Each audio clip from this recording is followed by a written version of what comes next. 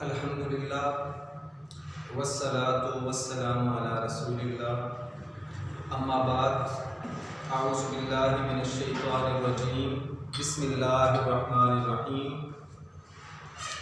عزیز طلبہ و طالبات، آج ہم سورہ انفال کے دوسرے رکوع کی ہم آج مشق کریں گے۔ دوسرا رکوع ہم نے کل پڑھ لیا تھا، تو آج ہم اس میں جو الفاظ معنی ہیں ان کو دیکھیں گے، ان کو یاد کریں گے، ان کا مطلب سمجھیں گے، اور اس میں 3 آپ کے مشقی سوالات دیے گئے ہیں، وہ ہم ان کا جواب آپ کو بتائیں گے، وہ ہم تلاش کریں گے، اور آخر میں چند آیات ہیں جو سبق سے منتخب کی ہوئی ہیں، ہم ان کا ترجمہ اور مفہوم یہ آج کے لیکچر میں ہم یہ 3 چیزیں سمجھیں گے۔ تو ہم اس کا پورا تعارف بھی سورہ انفال کا ہو گیا، اس میں جو پچھلے سبق میں جو واقعات تھے وہ بھی ہم نے پڑھے اور سمجھے۔ آج ہم اس کی مشق کی ابتدا کرتے ہیں۔ جی، سب سے پہلے ہم اس کے سوالات پہ آتے ہیں کہ اس مشق کے آخر میں یہ 3 سوال پوچھے جائیں گے آپ سے، اور بھی آ سکتے ہیں، لیکن جو ضروری سمجھے گئے ہیں تو وہ یہ 3 ہیں۔ اس کے علاوہ بھی جو اس سبق میں سوالات بن سکتے ہیں وہ بھی میں آپ کو سمجھاتا ہوں، وہ بھی میں آپ کو بتاتا ہوں کہ کون کون سے آ سکتے ہیں۔ تو ہم پہلا سوال دیکھتے ہیں۔ دیکھیے، اس سبق میں غزوہ بدر کے حوالے سے اللہ تعالیٰ کے کن انعامات کا ذکر ہے؟ یعنی یہ جو جنگ ہوئی تھی غزوہ بدر، اس میں ہم نے پڑھا بھی پیچھے کہ اللہ تعالیٰ نے مدد کی تھی۔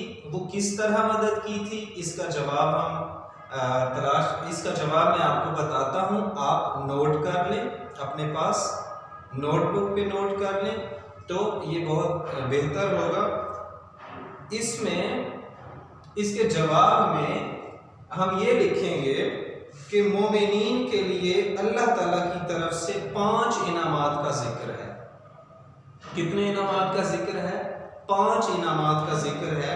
ان میں سے پہلا جو ہے وہ یہ ہے، اللہ تعالیٰ نے مومنوں کی تسکین کے لیے، مومنوں کے سکون کے لیے اللہ تعالیٰ نے اہل ایمان پر نیند طاری کر دی۔ پہلا انعام کہ اللہ تعالیٰ نے مومن، کیونکہ تھکے ہارے تھے، مومن جو کئی فاقوں سے تھے، مشکلات اور مصائب اور جنگ اور ان حالات سے بہت زیادہ کیا تھے، تھکے ہارے تھے، تو اللہ تعالیٰ نے کیا کیا، مومنین کے لشکر کو کچھ دیر کے لیے کیا کر دیا، سلا دیا، ان پر نیند طاری کر دی، اور جب وہ دوبارہ اٹھے، اللہ تعالیٰ نے انہیں دوبارہ بیدار کیا، تو وہ بالکل تازہ دم تھے، ایسے کہ جیسے بالکل فریش ہوں، چاقو چوبند ہوں، جیسے انہیں کوئی کمزوری نہ ہو، انہیں کوئی تھکاوٹ بھی نہ ہو۔ تو پہلا انعام کیا کیا اللہ تعالیٰ نے کہ اہل ایمان پر نیند طاری کر دی ان کے سکون کے لیے۔ نمبر 2، دوسرا انعام اللہ تعالیٰ کا، اللہ تعالیٰ نے آسمان سے پانی برسایا تاکہ مجاہدین اس سے نہلا کر تازہ دم ہو جائیں اور ریتلی زمین پر ان کے پاؤں جم جائیں۔ میں نے پیچھے بھی آپ کو سمجھایا پچھلے لیکچر میں کہ جو کفار کا لشکر تھا وہ نشیبی جگہ پر تھا، اور مسلمانوں کا جو لشکر تھا وہ اوپر کی جگہ پر تھا۔ اوپر کی جگہ پر ریت کے ٹیلے تھے، وہاں پر مومنین کے قدم نہیں جم رہے تھے۔ جب قدم نہیں جم رہے تھے تو ظاہر ہے ان کے لیے وہاں پر لڑنا بھی مشکل ہو جاتا، ان کے پاؤں زمین میں دھنس رہے تھے، جو زمین تھی وہاں پر وہ بہت نرم تھی، اس لیے ان کو مشکل تھی۔ تو اللہ تعالیٰ نے جب بارش برسائی، بارش سے کیا ہوا کہ مومنین اوپر کی جگہ پر تھے، جب اس پر بارش پڑی تو وہ زمین بارش پڑنے کی وجہ سے سخت ہو گئی، اس پر مجاہدین کے پاؤں جمنے لگے، اور وہ سارا پانی بارش کا جو کفار کا لشکر نشیبی جگہ پر تھا، تو کفار کے لشکر، وہ سارا پانی کفار کے لشکر کا جہاں پر پڑاؤ تھا وہاں پر آ گیا، تو وہاں پر بھگدڑ مچ گئی، وہ کیچڑ پھیل گیا، یہ سارا کچھ۔ دوسری مدد اللہ تعالیٰ نے کیا کی کہ بارش کا نزول کیا۔ پہلی، اللہ تعالیٰ نے نیند طاری کر دی مومنوں کے سکون کے لیے۔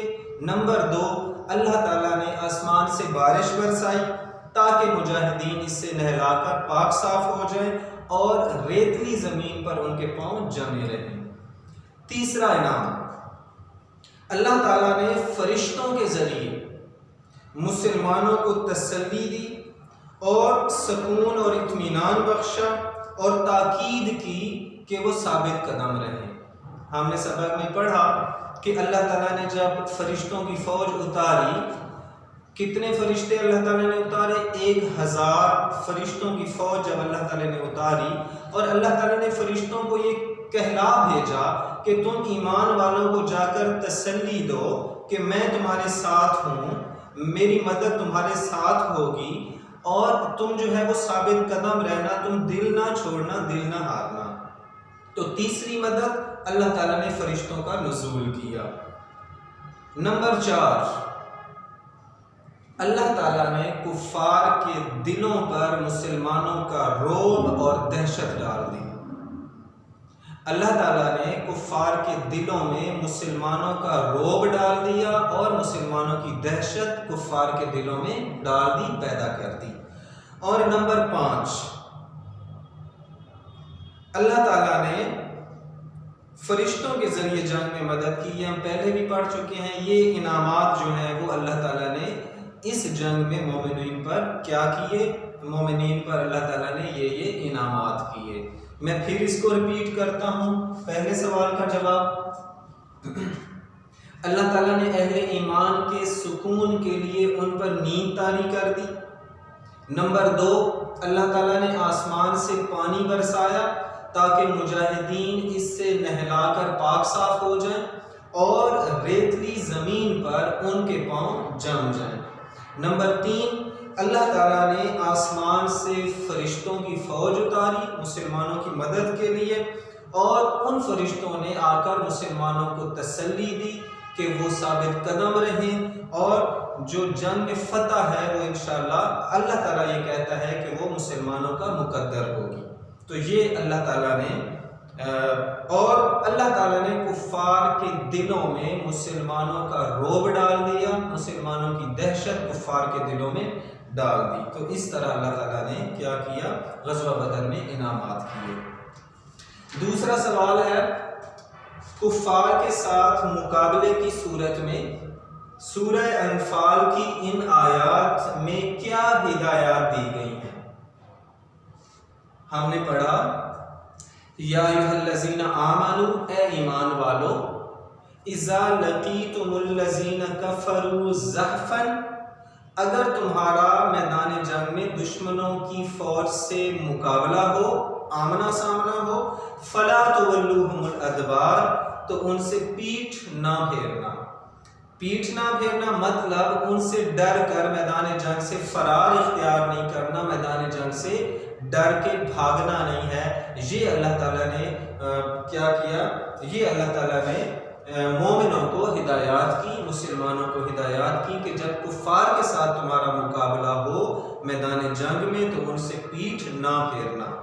ہاں، اللہ تعالیٰ نے اس میں استثناء دیا، اس میں 2 ایسے اشخاص کو اللہ کے رسول اللہ تعالیٰ نے ان کو الگ کر دیا کہ ایسے 2 لوگ کہ وہ اللہ کے غضب میں گرفتار نہیں ہوں گے، اور یہ جنگ سے پیٹھ پھیرنا 2 صورتوں میں جائز ہے۔ جنگ سے پیٹھ پھیرنا 2 صورتوں میں جائز ہے۔ پہلی صورت یہ کہ جنگی چال کے طور پر، جنگی چال کے طور پر، یعنی ایک لشکر لڑ رہا ہے یہاں پر، اور ایک مجاہد جو ہے وہ لشکر کے سائیڈوں سے ہو کر، کنارے کنارے سے ہو کر ان پر حملہ آور ہو رہا ہے، تو یہ بھی پیچھے ہٹ تو رہا ہے لیکن یہ جنگی حکمت عملی کی وجہ سے یہ پیچھے ہٹ رہا ہے. اب پیچھے ہٹ کر یہ دوبارہ کیا ہے دشمنوں پر کیا کرتا ہے حملہ کرتا ہے. تو یہ بھی پیٹھ پھیرنے والا اصل میں نہیں ہے. اور دوسرا کہ اپنی فوج سے جا ملنے کے لیے بھی جو پیچھے ہٹا تو وہ بھی بزدلی دکھانے والا نہیں ہے. اصل میں وہ بھی پیچھے ہٹنے والا نہیں ہے کہ جن پر اللہ تعالیٰ کا عذاب ہوگا، جن پر اللہ تعالیٰ غصے ہوں گے، جن پر اللہ تعالیٰ کا کیا ہوگا، اللہ تعالیٰ ان سے ناراض ہوں گے. اب پیچھے فوج سے جا ملنے کی صورت یہ ہے کہ مثلا ایک شخص وہ ایک مجاہد جو ہے وہ جنگ کر رہا ہے، میدان جہاد تپا پڑا ہے، دشمن اور مسلمانوں کی فوج آپس میں لڑ رہی ہے. ایک مجاہد جو ہے وہ کفار کے لشکر کے ساتھ لڑ رہا ہے. اسے آس پاس جب وہ دیکھتا ہے تو سارے دشمن کے فوجی ہی نظر آتے ہیں اور اپنا ساتھی، اپنا مجاہد کوئی نہیں نظر آتا. اور جب وہ پیچھے مڑ کے دیکھتا ہے تو اس کا لشکر یا اس مسلمان مجاہد کے ساتھی وہ پیچھے لڑ رہے ہوتے ہیں اور یہ دشمن کے نرغے میں آ گیا ہے. تو اب جان بچانا فرض ہے. اب وہ پیچھے اپنے دفاع کرتے ہوئے، اپنا ڈیفینس کرتے ہوئے وہ پیچھے ہٹ کر اپنی فوج سے جا مل سکتا ہے. تو یہ دو صورتیں ہیں کہ جن میں پیچھے ہٹنا جائز نہیں ہے. ورنہ اگر جو جنگ سے پیچھے ہٹے گا تو اللہ تعالیٰ فرماتے ہیں کہ وہ اللہ کے غضب میں گرفتار ہوگا، اس کا ٹھکانہ دوزخ ہے اور وہ بہت بری جگہ ہے. ہم سوال نمبر 3 پہ آتے ہیں. کفار کو خطاب کرتے ہوئے کیا تنبیہ کی گئی ہے؟ تنبیہ کا مطلب ہوتا ہے خبردار کرنا. تنبیہ کا مطلب خبردار کرنا ہوتا ہے. کفار کو خطاب کرتے ہوئے کیا تنبیہ کی گئی ہے؟ جی، ہم نے آخری آیت پڑھی، اس پچھلے رکوع کی آخری آیت میں اس سوال کا جواب ہے. ہم نے آیت پڑھی کہ اے کافرو، اگر تم محمد صلی اللہ علیہ وسلم پر فتح چاہتے ہو تو فتح تمہارے پاس آ چکی، اور اگر اپنے افعال سے باز آ جاؤ تو یہ تمہارے حق میں بہتر ہے، اور اگر نافرمانی کرو گے تو ہم بھی تمہیں عذاب کریں گے، اور تمہاری جماعت کتنی ہی کثیر کیوں نہ ہو تمہارے کچھ کام نہیں آئے گی، اور خدا مومنوں کے ساتھ ہے. اور خدا مومنوں کے ساتھ ہے. یعنی کفار کو اللہ تعالیٰ یہ کہہ رہے ہیں کہ اگر فتح چاہتے ہو تو تمہارے پاس فتح آ چکی. میں نے کل بھی اس کی وضاحت یہ کی تھی کہ اللہ تعالیٰ کفار کو چیلنج دے رہے ہیں کہ یہ 313 مسلمان ہیں تمہارے سامنے، اور تم ان سے 3 گنا زیادہ تمہاری تعداد ہے، تمہارے پاس اسلحہ بھی ہے، تمہارے پاس مال و دولت بھی ہے، سب کچھ ہے. تو اللہ تعالیٰ چیلنج دے رہے ہیں کہ اگر فتح پانا چاہتے ہو تو ان 313 پر غلبہ پا کے دکھاؤ. اگر تم میں ہمت ہے، اگر تم اتنے ہی بہادر ہو تو ان 313 کو ہرا کے دکھا دو، ان کو پر فتح حاصل کر کے دکھا دو. یہ اللہ تعالیٰ چیلنج دے رہے ہیں کہ اے کافرو، اگر محمد صلی اللہ علیہ وسلم اور ان کے ساتھیوں پر فتح چاہتے ہو تو فتح تمہارے پاس آ چکی. یہ 313 آ گئے میدان جنگ میں، اور اگر اپنے افعال سے باز آ جاؤ تو یہ تمہارے حق میں بہتر ہے، اور اگر تم پھر نافرمانی کرو گے تو ہم بھی تمہیں عذاب دیں گے، اور تمہاری جماعت کتنی ہی کثیر کیوں نہ ہو، کتنے ہی زیادہ کیوں نہ ہو تم لوگ، تو کتنی ہی زیادہ کیوں نہ ہو وہ تمہارے کچھ کام نہیں آئے گی. تمہاری جماعت کتنی ہی کثیر کیوں نہ ہو تمہارے کچھ کام نہیں آئے گی، اور اللہ تعالیٰ مومنوں کے ساتھ ہے. یہ ہمارے 3 سوال تھے. اس سے آگے ہم اس کے الفاظ معنی وہ ہم دیکھتے ہیں، وہ ہم پڑھتے ہیں. جی، پہلا ہے اس میں یغشی. یغشی وہ ڈھانپ دیتا ہے، طاری کر دیتا ہے، یہ بھی ہو سکتا ہے وہ طاری کر دیتا ہے، وہ ڈھانپ دیتا ہے۔ یہ ہم نے کہاں پہ پڑھا؟ اذ یغشیکم النعاس، جب تم پر اس نے نیند کی چادر تمہیں اڑھا دی، تو جب اس نے تمہاری تسکین کے لیے تمہیں نیند کی چادر اڑھا دی، تو یغشی کا مطلب ہوا وہ ڈھانپ دیتا ہے۔ زحفاً، لشکر کشی کی صورت میں، یعنی میدان جنگ میں آمنے سامنے میدان جنگ میں لشکر کشی کی صورت میں، زحفاً لشکر کشی کی صورت میں۔ رمیتا، تو نے پھینکا، وما رمیتا اذ رمیتا ولکن اللہ رما، تو رمیتا کا مطلب تو نے پھینکا۔ اسی طرح الاعناق، گردنیں، اس کا واحد ہے عنقن،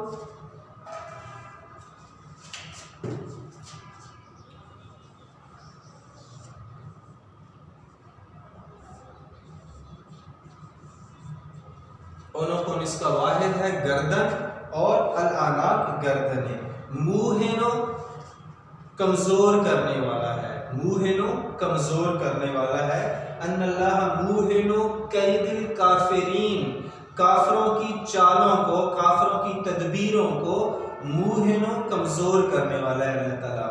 رجز الشیطان، شیطانی نجاست، شیطانی غلاظت، شیطانی گندگی، رجز ناپاکی کو کہتے ہیں، گندگی کو، غلاظت کو کہتے ہیں۔ رجز الشیطان، شیطانی نجاست۔ لیبلیا، لیبلیا تاکہ وہ آزمائے، لیبلی المؤمنین، اس جنگ سے مقصد کیا تھا اللہ تعالیٰ کا؟ مومنین کی آزمائش تھی، اور جو بھی جتنا اہل ایمان ہوتا ہے، جس کے اندر جتنا ایمان ہوتا ہے، اس کی راہ میں اتنی ہی آزمائشیں اور مشکلات آتی ہیں، یہ اللہ تعالیٰ کا قانون ہے۔ تو اللہ تعالیٰ نے مومنوں کو بھی کیا کیا؟ اس جنگ میں آزمایا کہ کتنا ہے کہ ایمان ان کے دل میں گھر کر چکا ہے، یا کتنے وہ کامل مومن ہیں، یا کتنے کامل ایمان والے ہیں۔ اس سے آگے 3 آیات ہیں، ہم ان کا مفہوم ترجمہ سیکھتے ہیں۔ پہلی ہے یا ایھا الذین آمنوا، اے ایمان والو، اذا لقیتم الذین کفروا زحفا، جب کفار کی کسی جماعت سے میدان جنگ میں تمہارا مقابلہ ہو، فلا تولوہم الادبار، تو ان سے کبھی پیٹھ نہ پھیرنا، ان سے پیٹھ نہ پھیرنا۔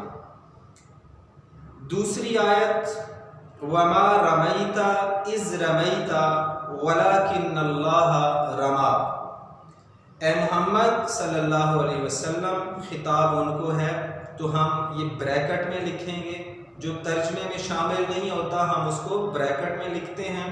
اے محمد صلی اللہ علیہ وسلم، جس وقت تم نے کنکریاں پھینکی تھیں، وہ تم نے نہیں پھینکی بلکہ اللہ نے پھینکی تھیں۔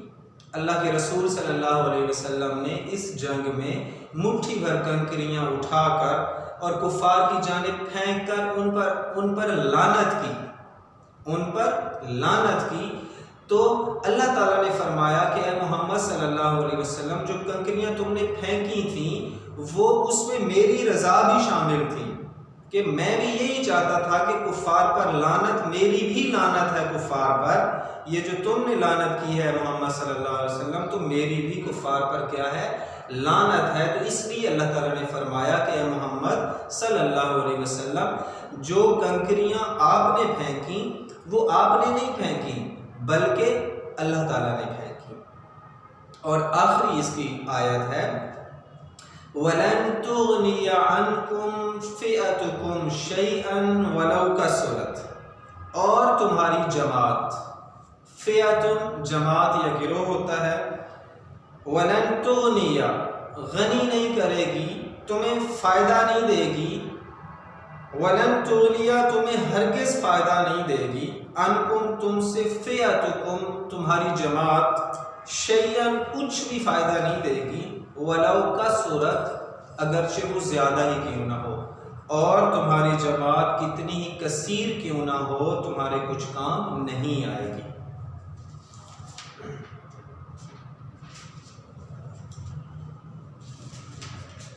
اس میں چند اضافی سوالات ہو سکتے ہیں، وہ میں آپ کو بتا دیتا ہوں کہ کون کون سے ہو سکتے ہیں۔ کفار کو سزا کیوں دی گئی؟ سوال ہے کفار کو سزا کیوں دی گئی؟ اس کا جواب یہ ہے کفار کو سزا اس لیے دی گئی کیونکہ انہوں نے مخالفت کی اللہ اور اس کے رسول کی۔ انہوں نے مخالفت کی اللہ اور اس کے رسول کی، تو کفار کو اس وجہ سے سزا دی گئی۔ اللہ اور اس کے رسول کی مخالفت کرنے والے کا انجام کیا ہوتا ہے؟ تو جو بھی اللہ اور اس کے رسول کی مخالفت کرتا ہے تو خدا بھی اسے سخت عذاب دیتا ہے، خدا بھی اسے سخت عذاب دیتا ہے۔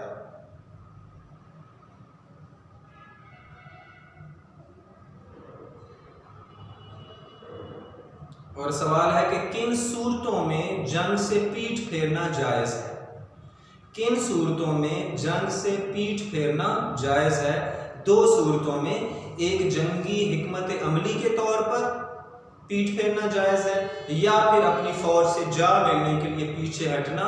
ان دو صورتوں میں میدان جنگ سے پیٹھ پھیرنا کیا ہے؟ جائز ہے۔ بہت شکریہ۔